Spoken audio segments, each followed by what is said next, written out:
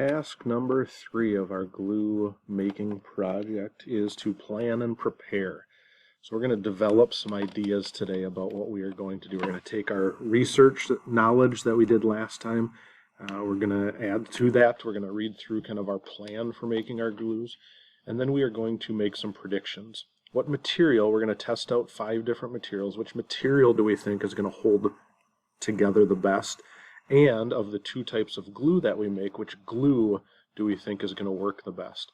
And then we're going to prepare the test strips so that next class and our next task we can actually make our glue and test out our materials, or begin figuring out how to test out our materials. So our essential question, guiding question today is, why is making predictions important to your learning? Why are we asking you to make a couple predictions about the material and the glue? What's important about that? All right, so at this point, let's pause the video and open up your design notebook. All right, we have our design notebook open. You can see task 3 here today. We are going to be working on developing our ideas. So let's click on the bookmark here for task number 3. That will drop us down here. Again, essential question, why is making predictions important to your learning? Make sure that you answer that question today. And so here you see the procedure for today, what we're going to do. We're going to read through the materials that we're going to use for this activity. We're going to read through the procedures, the recipe for how we're going to make our glues. We're going to predict which material holds together best, predict which glue is going to have the strongest bonds overall, and then we're going to prepare our material test strips. And once we have those, we want to document that, so we're going to include an image here in our design notebook. All right. So, what materials are we going to use? We are going to use 5 different materials: paper, felt, cardboard, foam, and glossy paper. So this is what these materials look like. So the paper is going to look like this. Paper is a little bit thinner, and so there's a piece of tape surrounding this hole right here just to help give it some strength so that hole doesn't rip, and that will make more sense as we get to the testing procedure. Okay, so that's paper. We have glossy paper. So glossy paper is another one that looks kind of like this. It's really kind of smooth, like photograph paper almost. We have felt. So felt is going to look like this. And your teacher will give you all these materials so you can kind of see them as you're making your predictions and kind of feel what they're like, and use those observations to help you predict. Then we have felt. I don't know if I said this was felt, but this is foam.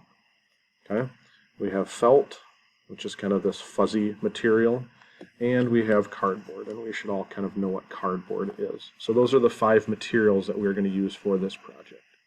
Next, you see the procedure, the recipe for how you're going to make each of these glues. So the first glue that we are going to make is called casein glue.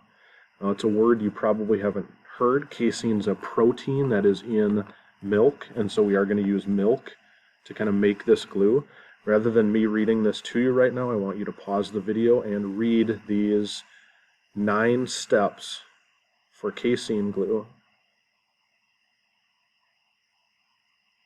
Now that you've read those, the second type of glue you are going to create is made out of flour and water. It's a flour and water paste. There are only 2 steps for that. So pause the video here quickly and read those 2 steps. Now that you've done that, we want to make some predictions. So I want you to highlight over here. We've got 2 different glues. We've got the casein glue and we've got the flour glue.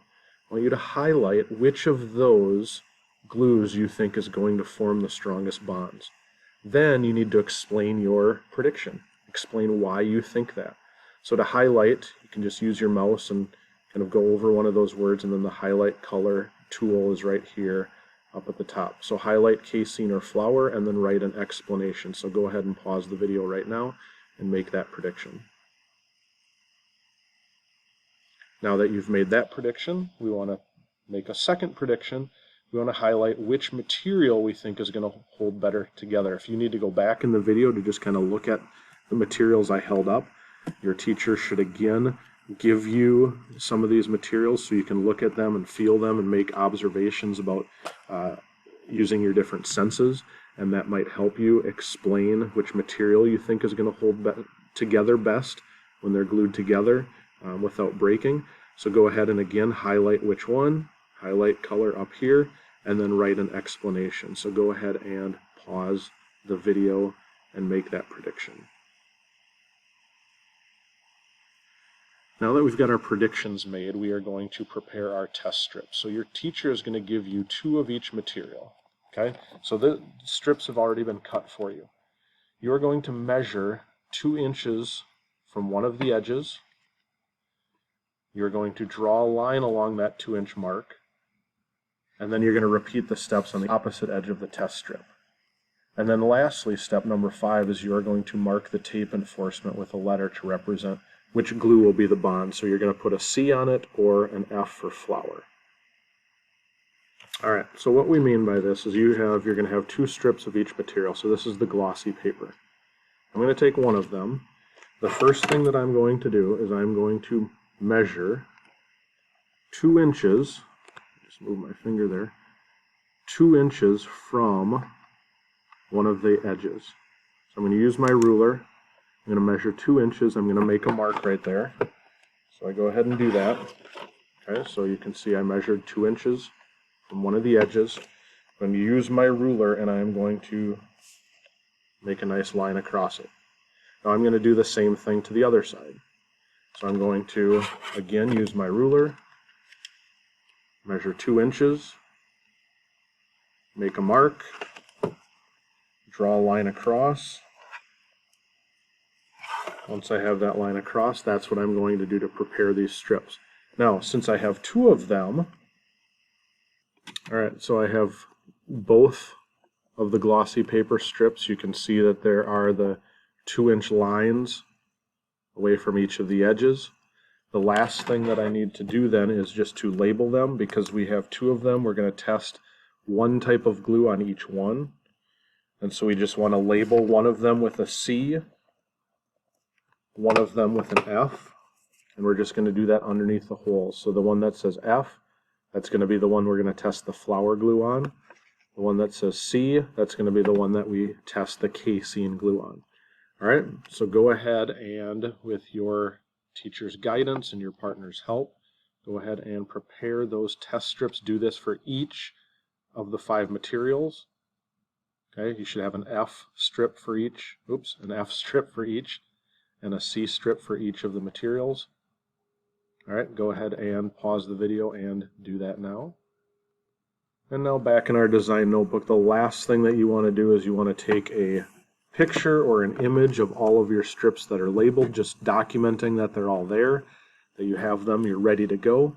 And then we have a task summary, what's something that you learned from making these predictions and doing this, and what was something that you were successful with. Alright, so reach out to your teacher will help you in class with this as well. If you have any questions, please make sure that you ask. Alright, good luck.